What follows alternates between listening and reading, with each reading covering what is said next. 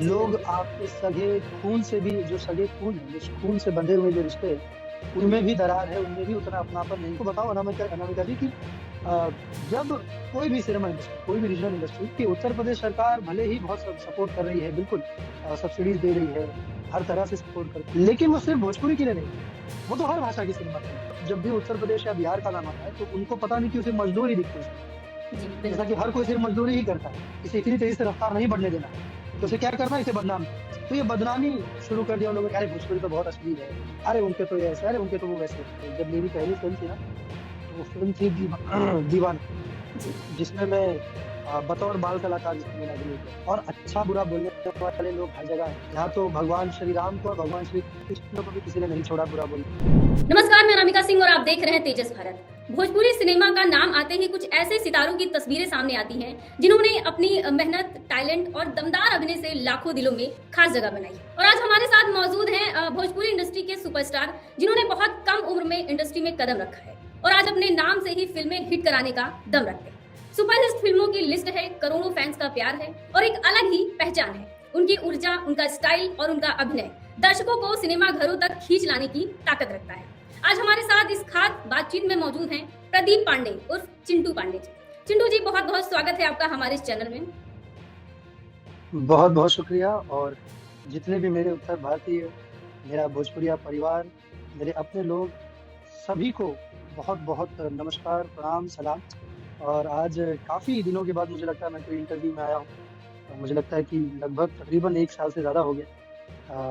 But बहुत अच्छा लग रहा है। मैं भी कुछ मौके ढूँढते रहता हूँ कि अपने लोगों से कनेक्ट हूँ, मिलूँ, लेकिन व्यस्तता के कारण नहीं हो पाता है। तो बहुत-बहुत शुक्रिया। बिना देरी किए हम शुरू करते हैं। तो आज आप भोजपुरी सिनेमा के युवा सुपरस्टार हैं। सबसे पहले जानना चाहेंगे कि आपका अब तक का सफर कैसा रहा? आज जब आप पीछे मुड़कर उस छोटे से चिंटू को देखते हैं, जो सपनों के साथ इस इंडस्ट्री में आया था, तो उसे देखकर क्या महसूस होता है? अब देखिए ये सफ़र तो बहुत खूबसूरत रहा है और अभी तो मेरा बहुत मैं कहना चाहूँगा कि बहुत लंबा सफ़र अभी तय करना बाकी है। ये तो सिर्फ़ पहला पायदान हमने चढ़ा है, पहला स्टेप सिर्फ़ लिया है, पहला कदम सिर्फ़ बढ़ाया है।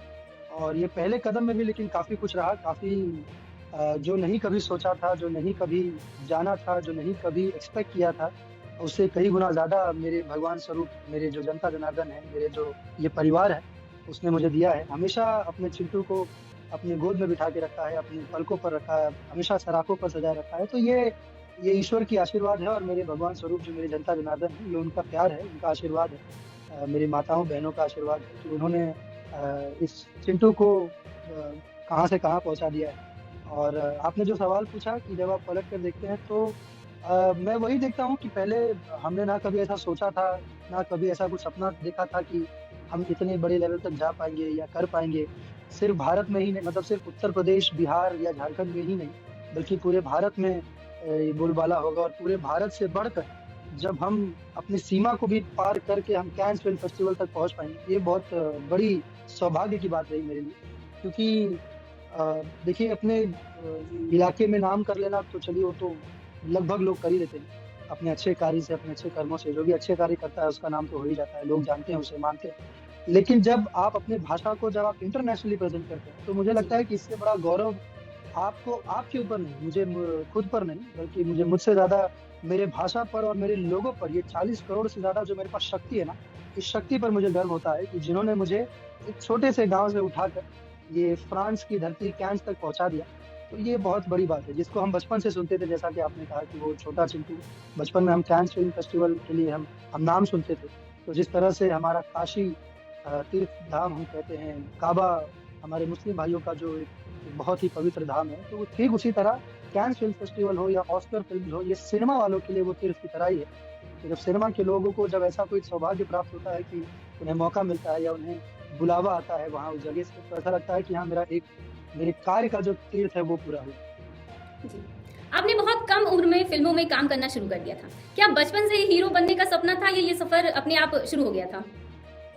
नहीं, ये तो ये किस्मत कहते हैं ना कि किस्मत से बड़ा कुछ भी नहीं। समय और किस्मत अपने आप उस व्यक्ति को उस जगह पर लाकर पहुँचा देता है।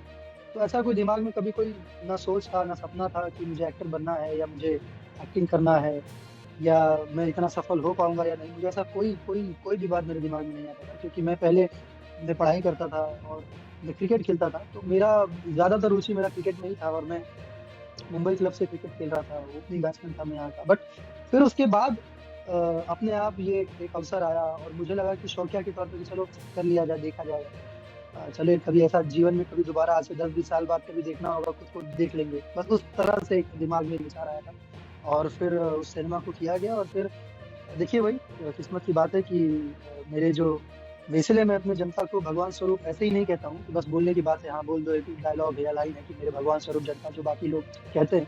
मैं इसलिए नहीं कहता हूँ, मैं इसलिए कहता हूँ कि वाकई में मेरे ये जो जनता है, ये जो मेरा परिवार है, ये मेरे लिए भगवान स्वरूप ही है, क्योंकि इन्होंने ही ये तय किया कि अब चिंटू को इस जगह पर आना है और हमारे चिंटू को, हमारे अपने चिंटू को हमारे भाषा के लिए हमें आगे करना है और हमारे चिंटू को ऐसा कुछ देना है हम सबको कि वो हमारे भाषा का झंडा पूरे दुनिया में लहराए। जी बिल्कुल। आपके फैंस की संख्या लगभग करोड़ों में है। जब आप फैन से मिलते हैं और उनका प्यार देखते हैं तो क्या महसूस करते हैं आप? बहुत कमाल का वो एक फील होता है कि अगर आज के समय में देखा जाए तो आज जितनी अगर अपनापन की बात किया जाए तो आजकल तो कई सारे परिवार में भी अपनापन नहीं है। जी लोग बिल्कुल। आपके सगे खून से भी, जो सगे खून है, जो खून से बंधे हुए जो रिश्ते हैं, उनमें भी दरार है, उनमें भी उतना अपनापन नहीं है। लेकिन ये मैं सच में कहना चाहूँगा कि सौभाग्यशाली हैं हम लोग कि हमें आज इतनी तादाद में, करोड़ों की तादाद में लोग देख रहे हैं, प्यार करते हैं, चाहते हैं एक बार मिलना या देखना या हमसे बात करना। तो मुझे लगता है कि ये ईश्वरीय वरदान से बड़ा और कुछ नहीं है, ये वरदान है हमारे लिए। और मैं जब मेरे लोगों से कहीं पर भी मिलता हूँ, तो मुझे उनसे ज़्यादा एक्साइटमेंट होता है उनसे मिलकर। उनसे ज़्यादा खुशी होती है उनसे मिलकर, क्योंकि मुझे लगता है कि ये व्यक्ति शायद कितने ही लोग अपने परिवार में इस तरह से प्यार करता होगा। आप जो लोग काम करते हैं किसी के अंडर में, वो अपने बॉस को भी, जो उनका बॉस उनको पे कर रहा है, उनको पैसा दे रहा है काम करने के लिए, उससे भी उतना लगाव वो नहीं रखते हैं जितना वो हमसे रखते हैं। तो वो मुझे लगता है कि ये वरदान है हमारे लिए और ये हर किसी जो भी जिसको भी ये सौभाग्य प्राप्त है, जिस भी कलाकार को या जिस भी नामचीन लोगों को, तो उन्हें इस बात का ये सौभाग्यशाली मानना चाहिए अपने आप को कि आप कितने सौभाग्यशाली हैं, ये लोग आपको प्यार करते हैं, आपको इतना अपना मानते हैं बिना किसी वजह, बिना किसी चाहत के, बिना किसी आपसे कुछ रिटर्न में वो नहीं मांगते कि आप हम आपको प्यार करें, आप इसके बदले में हमें कुछ दीजिए। वो सिर्फ आपसे प्यार करते हैं निस्वार्थ। तो ये मुझे लगता है ये हम इकलौते ऐसी ऐसी प्रजाति है जो कलाकार होता है जिसको निस्वार्थ भाव से लोग प्रेम करते हैं, प्यार करते हैं। इसीलिए जब भी हम किसी मंच पर जाते हैं या जब हमारा फिल्म सिनेमा हॉल में चल रहा होता है, तो जब ऑडियंस देख के बोलता है वाह जी और शेर, तो वो लगता है कि बस यही हमारा अवार्ड। इससे बढ़कर इस धरती पे कोई ऑस्कर नहीं, इस धरती पर इससे बढ़कर कोई अवार्ड नहीं। जब आपको दर्शक देख के जब आपको खुश हो जाए और जब दिल से आपको प्रेज करे, आपको आशीर्वाद दे, तो उससे बढ़कर और आपके लिए कोई संपत्ति नहीं है। जी बिल्कुल। आज भोजपुरी सिनेमा तेजी से बदल रहा है। कंटेंट और टेक्नोलॉजी दोनों में बदलाव आ रहा है। आप इस बदलाव को कैसे देखते हैं? अब देखिए बदलाव अगर मैं कहूँ तो भोजपुरी में भी काफ़ी हो रहा है और अगर मैं कंपेयर करूँ बाकी भाषा या बाकी सिनेमा के जितनी भी भाषा के रीजनल सिनेमा है उनसे, तो हम फिर भी कई ऐसे रीजनल सिनेमा हैं जिनसे हम काफ़ी आगे हैं, काफ़ी ऊपर हैं, काफ़ी बेहतर कर रहे हैं, जबकि हम तो सबसे लेटेस्ट इंडस्ट्री है। हमारी इंडस्ट्री, हाँ, ये बिल्कुल है कि 70 के दशक में, 80 के दशक में कुछ फ़िल्में बनी, फिर इंडस्ट्री बंद हो गई कंप्लीटली। फिर 2002 से फिर से पुनः आगमन हुआ हमारी इंडस्ट्री का। तो मैं तो ये मानूँगा कि हमारी इंडस्ट्री की अगर एक्चुअल उम्र तो 2002 से ही मैं गिनूँगा इसे। 2002, 2003 से। तो ये अभी मुश्किल से ये अभी 21, 22, 23 साल की इंडस्ट्री है हमारी। तो अभी तो ये एकदम युवा इंडस्ट्री है हमारी और इसके मुकाबले भी हम जो कर रहे हैं वो काफ़ी बेहतर, काफ़ी कमाल का हो रहा है। धीरे-धीरे और भी बदलाव आएँगे, धीरे-धीरे जब नए लोग हमारी इंडस्ट्री से जुड़ेंगे, नए टेक्नीशियंस, शिक्षित टेक्नीशियंस की बात कर रहा हूँ, जो पढ़ कर आएँगे, जो जान कर आएँगे, जो सिनेमा को पढ़ कर आएँगे, जो सिनेमा के लिए जिनको दिल से जो पैशनेट होंगे ना, वो लोग जब इंडस्ट्री में और लोग आएँगे, अभी भी फिलहाल काफ़ी लोग हैं जो पैशनेट है इंडस्ट्री के लिए, भोजपुरी सिनेमा के लिए काफ़ी कुछ करना चाहते हैं, कर भी रहे हैं। लेकिन और भी लोगों की ज़रूरत है क्योंकि जब नए लोग आते हैं तो नया स्टाइल आता है, नया वेरिएशन आता है, जो आज के समय में जो हर कोई माँग कर रहा है कि फिलहाल भोजपुरी में कुछ बदलाव होने की ज़रूरत है और ये हम सभी कलाकार चाहते हैं। हर कोई चाहता है कि हमें बदलाव, हम सबको चाहिए। बदलाव मतलब ऐसा नहीं कि हम हमारे जो दाल-भात हमारे लिए सबसे प्रिय तो हम सीधा हक्का नूडल्स से सबको देने लगे, वैसा बदलाव नहीं। दाल-भात में कितने अच्छे वेरिएशन के साथ, कितने अच्छे थाली के साथ हम परोस सकें, बस वही चीज़ है। तो उसको कौन कितने बेहतर से परोस सकता है हमारे सिनेमा को हमारे दर्शकों के बीच में कि ताकि लोगों का उत्साह, लोगों का आकर्षण और बढ़े भोजपुरी सिनेमा के प्रति, भोजपुरी भाषा के प्रति। तो बस वो ऐसे शिक्षित लोगों का बस आगमन का इंतज़ार है कि वो लोग आएँ और हमारे इंडस्ट्री को और थोड़ा और खूबसूरत बदलाव के साथ और बढ़िया बदलाव दें। और ये जी। तभी पॉसिबल है, मैं आपको बताऊँ अनामिका अनामिका जी कि जब कोई भी सिनेमा इंडस्ट्री, कोई भी रीजनल इंडस्ट्री अपने ही बलबूते पर नहीं बढ़ा है। आज जितने भी आप चाहे साउथ की अगर मैं बात करूँ तो वहाँ के सबसे मुख्य जो रोल निभाया है उस सिनेमा को बड़ा बनाने में वहाँ की सरकार है, वहाँ के जी बिल्कुल। एसोसिएशंस हैं। तो हमारे यहाँ की सरकार तो देखिए उत्तर प्रदेश सरकार भले ही बहुत सपोर्ट कर रही है, बिल्कुल सब्सिडीज दे रही है, हर तरह से सपोर्ट करती है, चाहे वो सिक्योरिटी के मामले में हो। लेकिन वो सिर्फ भोजपुरी के लिए नहीं, वो तो हर भाषा की सिनेमा के लिए। वो उत्तर प्रदेश में चाहे हिंदी फिल्म बने, चाहे गुजराती फिल्म बने, चाहे मराठी फिल्म बने, या किसी भी तरह का सिनेमा बने, तो सबके लिए सेम सेम रूल्स है, सेम लॉज है। मुझे लगता है कि भोजपुरी के लिए जो हमारी अपनी जो भाषा है, जिस राज्य की जो मातृभाषा है, उस राज्य को उसे एक स्पेशल जगह और स्पेशल तरीके से उसे एक्सप्लोरेशन के लिए जगह देना चाहिए। जैसा कि अभी बिहार में बहुत जरूरत है सिनेमा हॉल्स की, अच्छे सिनेमा बिल्कुल। हॉल्स की। हमारे पास जो सबसे ज्यादा जो हम जिस अभाव में है वो है सिनेमा हॉल। हमारे पास सिनेमा हॉल नहीं है, सिनेमा हॉल की बहुत कमी है। जी। चिंटू जी, भोजपुरी सिनेमा पर अक्सर अश्लीलता और स्तर गिरने के आरोप लगते हैं। क्या आपको लगता है कि ये आलोचना जायज है या ये सिर्फ भोजपुरी भाषा और संस्कृति को बदनाम करने की साजिश है? देखिए ये जो बात है ना, ये वही जो आपने बोला ना, ये साजिश है सर। और ऐसा कोई हमको अश्लीलता वाला चीज, देखिए वो प्रॉब्लम जो सबसे ज्यादा क्या रही कि हमारे यहाँ जो बाकी के जो लोग हैं, तो सबकी जो दृष्टि है ना, अगर आप उत्तर प्रदेश बिहार का नाम अगर आप कहीं भी आप अपने देश में लेंगे, तो उन्होंने पता नहीं ऐसा दृष्टिकोण में अपने ये बना के रखा है, जो गैर भोजपुरिया जो लोग हैं, जो गैर अवधी लोग हैं, जो गैर मगही लोग हैं, जो गैर मिथिला लोग हैं, यानी कि हमारे उत्तर प्रदेश बिहार में जितने भी भाषाएं हैं, इसके अलावा हट के जो दूसरे प्रांत के लोग हैं, वो लोग जब भी उत्तर प्रदेश या बिहार का नाम आता है तो उनको पता नहीं कि उसे मजदूर ही दिखते हैं सर। जी जैसा बिल्कुल। कि हर कोई सिर्फ मजदूरी ही करता है। अरे भाई, जो आप जो जिस दृष्टि से समझते क्योंकि तो आप उनका खुद भी। नजरिया ही वैसा ही है। हाँ, तो उन्होंने क्या किया कि जब हमारा सिनेमा जब रफ्तार पकड़ा, जब हमारे गाने रफ्तार पकड़े, जब हमारे गाने जगह जगह बजने लगे, हर देश के कोने कोने में, आज तो दुनिया के कोने कोने में गाने बज रहे हैं, हमारे भोजपुरी भाषा का गाना सुनाई देता है।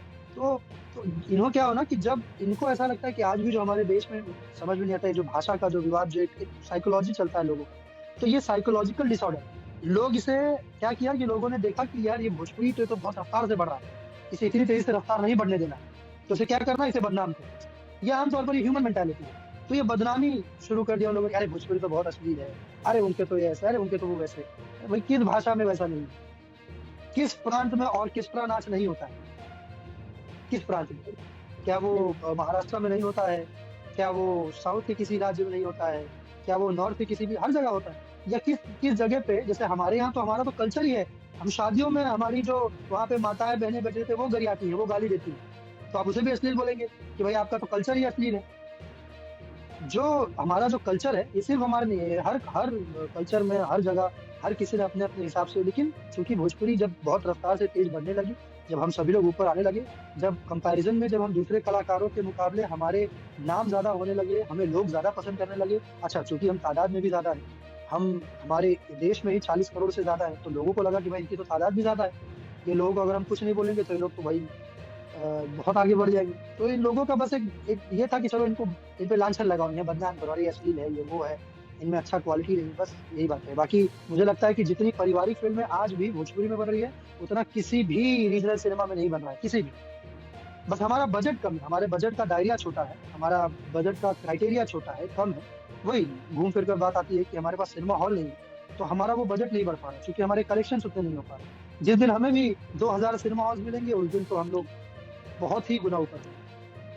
जी। चिंटू जी, हर कलाकार के जीवन में उसकी पहली फिल्म सिर्फ एक प्रोजेक्ट नहीं होती है, बल्कि एक सपना होता है जो हकीकत बनता है। मैं आपसे उसी पहले कदम के बारे में जानना चाहूंगी। आपको अपनी पहली फिल्म का वो पहला दिन कितना याद है, जब आप पहली बार कैमरे के सामने खड़े हुए थे? उस वक्त आपके मन में क्या चल रहा था? घबराहट थी, उत्साह था, या खुद को साबित करने का दबाव था? दरअसल जब मेरी पहली फिल्म थी ना, तो वो फिल्म थी दीवाना, जी। जिसमें मैं बतौर बाल कलाकार जिसमें मैंने अभिनय किया।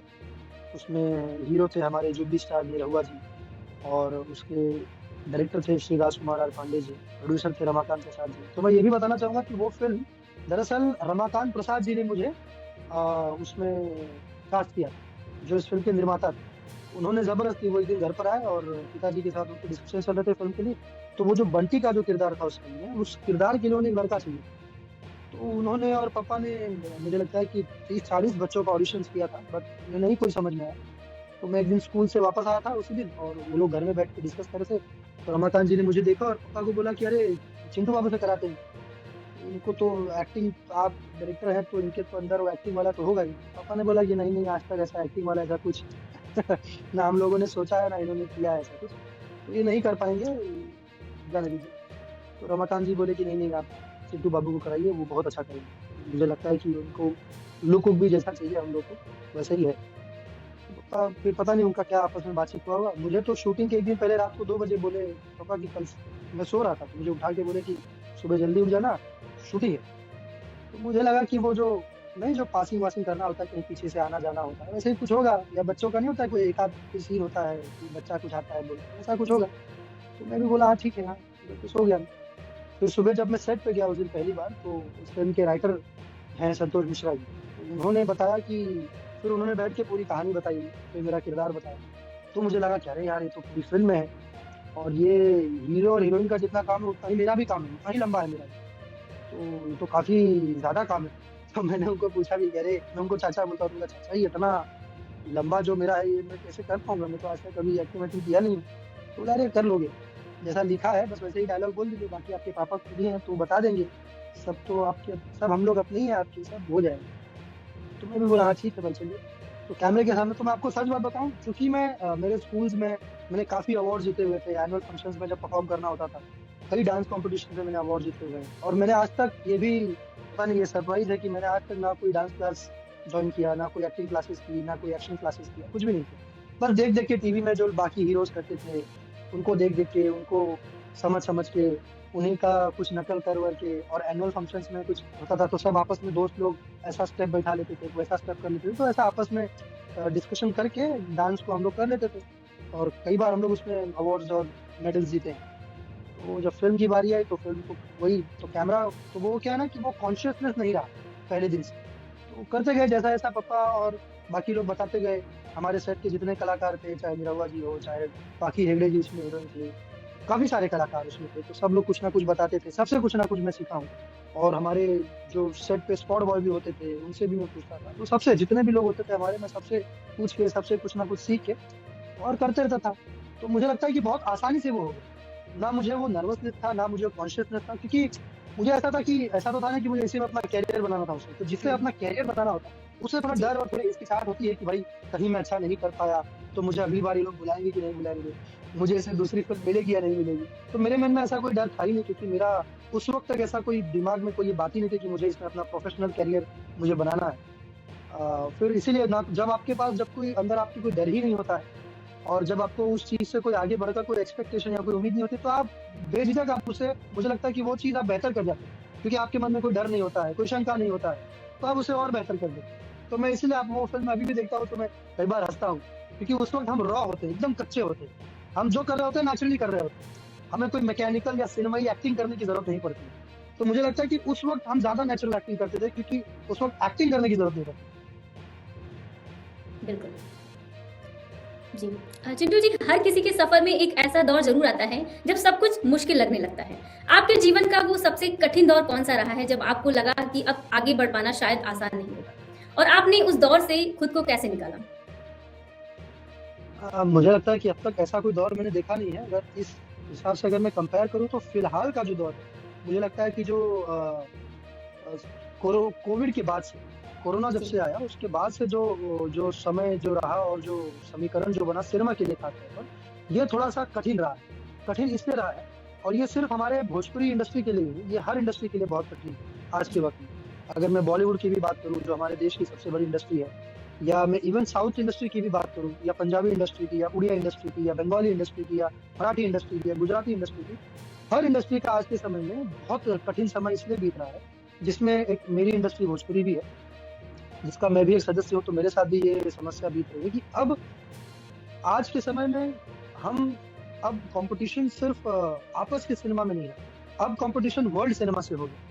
क्योंकि अब हर व्यक्ति घर बैठकर, सबके पास ओटीटी है, नेटफ्लिक्स है, अमेज़न प्राइम है, या जो भी ओटीटीज़ पे जो लोग अपनी फ़िल्में देखते हैं या वेब सीरीज़ देखते हैं, तो अब लोग वर्ल्ड सिनेमा को देख रहे हैं। तो अब लोगों का जो कॉम्पिटिशन है वो अब ग्लोबली हो गया। अब वो चैलेंजेस वर्ल्ड वाइड हो गए। अब आपको दुनिया से कम्पीट करना है, हर भाषा से आपको कम्पीट करना है। और दूसरी बात कि हमारे भोजपुरी के लिए अभी फ़िलहाल जो सोचने की जो बात हम सभी के लिए है और जो सभी कलाकार इस वक़्त सोच भी रहे हैं, सभी कलाकार कोई हल भी निकालने का उपाय ढूँढ रहे हैं। देखिए भोजपुरी को जो बहुत मिसकंसेप्शन रहा है सबसे ज़्यादा, लोगों ने म्यूज़िक वीडियो को और भोजपुरी इंडस्ट्री को एक बनाया। जी, बिल्कुल। जबकि म्यूज़िक वीडियो अलग है, एल्बम के जो गाने जो यूट्यूब पर रिलीज़ होते हैं, वो भोजपुरी इंडस्ट्री से संबंधित बिल्कुल नहीं है। भोजपुरी इंडस्ट्री यानी कि सिनेमा इंडस्ट्री, जो सिनेमा से वाकिफ़ रखता है। म्यूज़िक वीडियोज़ का नज़रिया, म्यूज़िक वीडियोज़ के तरीके बहुत अलग हैं। अब अगर मैं बात करूँ सिनेमा के लिए, तो आपने बहुत अच्छा सवाल पूछा। सिनेमा के लिए इस वक़्त हम सभी लोग इसी सॉल्यूशन की तरफ हैं कि हम ऐसा क्या हल निकालें कि जिससे एक बेहतर सिनेमा और हम कितना भी अच्छा सिनेमा बना लें, मैं कहूँ। हमारे जितने भी दर्शक हैं, मुझे सुन रहे हैं या देख रहे हैं, वो सब मेरे इस बात से ज़रूर राज़ी होंगे या वाकिफ़ करेंगे कि हम कितना भी अच्छा सिनेमा हम बना लें। लेकिन जब हम उस सिनेमा को हमारे दर्शकों तक पहुँचा ही नहीं पाएँगे, अब मैं कितना भी अच्छा खाना बना लूँ, लेकिन जब मैं आपके थाली में उसे परोस ही नहीं पाऊँगा, तो आपको कैसे पता चलेगा कि वो खाना अच्छा है, बुरा है, क्या है? कैसा है? आपने जब खाया ही नहीं उस खाने को, तो आपने जब हमारे सिनेमा को देखा ही नहीं, आपको जब वो देखने की जगह ही नहीं है आपके पास, तो आपको कैसे पता होगा कि हम अच्छा सिनेमा बना रहे हैं या बुरा सिनेमा बना रहे हैं? जी। चिंटू जी, आज लाखों युवा आपको अपना रोल मॉडल मानते हैं। आपके संघर्ष और आपकी सफलता, आपकी पहचान से प्रेरित होकर वो इस इंडस्ट्री में अपना करियर बनाना चाहते हैं। उन्हें आप क्या सलाह देना चाहेंगे? मैं क्या सलाह दूँ? मैं बस यही कहूँगा कि मेहनत और लगन के साथ आप अपना कार्य करें। फल की चिंता सच में ना करें, वो जो कहा गया है, वो सही कहा गया है कि फल की चिंता ना करें, आप अपने कर्म पे ध्यान दें। ये बिल्कुल। ऐसे ही नहीं हमारे ग्रंथों में लिखा गया है। वो इसीलिए है क्योंकि आप जब फल की चिंता करेंगे, तो आप अपने कार्य पे ध्यान नहीं दे पाएँगे। और अच्छा-बुरा बोलने वाले लोग हर जगह हैं। यहाँ तो भगवान श्री राम को और भगवान श्री कृष्ण को भी किसी ने नहीं छोड़ा बुरा बोलने के लिए। तो आपको उस बारे में बिल्कुल नहीं सोचना चाहिए कि कौन मेरे बारे में मुझे बुरा बोल रहा है, कौन मुझे गरिया रहा है, कौन मुझे अच्छा बोल रहा है। आप अपने तरफ से, अपने विचार से आप अच्छा कर, आपसे हानि ना हो, किसी को नुकसान ना हो। आप किसी के भी व्यक्ति किसी भी चीज़ के बारे में सोच बिल्कुल ना लाएँ, जिसके वजह से किसी को हानि पहुँचे किसी प्रकार का। आप पर ज़रूर सफ़र करेंगे। ये मेरे साथ, मैं आपको बताऊँ, ये मेरी अपनी सोच है और वही सोच आज तक यहाँ लेकर आई है। वरना मैं बहुत ज़्यादा गुप्त रहने वाला व्यक्ति हूँ, सिर्फ़ अपने काम पे फ़ोकस करने वाला व्यक्ति हूँ। ना मैंने ऐसा कोई काम आज तक किया है कि मेरे वजह से किसी की भी एक व्यक्ति को कोई हानि पहुँचे या उसको नुकसान हो। बड़ी बार नुकसान हो जाता है, मगर ये चलेगा, वो ईश्वर या जो जनता है वो मुझे सँभाल लेगी, तो नहीं नुकसान होना चाहिए। ठीक है, तो मुझे लगता है समाज में परिवर्तन लाए और सिनेमा जो है वो समाज का ही आईना है। समाज में जिस तरह का परिवर्तन आएगा, सिनेमा भी वही दर्शाएगा। तो आप लोग अपने दिमाग को हमेशा पॉज़िटिव रखें, पॉज़िटिवली आगे बढ़ें और कॉन्फिडेंस, बस। अगर आप में कॉन्फिडेंस है कि मैं कर लूँगा, तो आप 200% आप कर लेंगे। बहुत-बहुत आने धन्यवाद। वाली जो फ़िल्म है, आप हमारे दर्शकों से उस फ़िल्म के बारे में बता सकते हैं?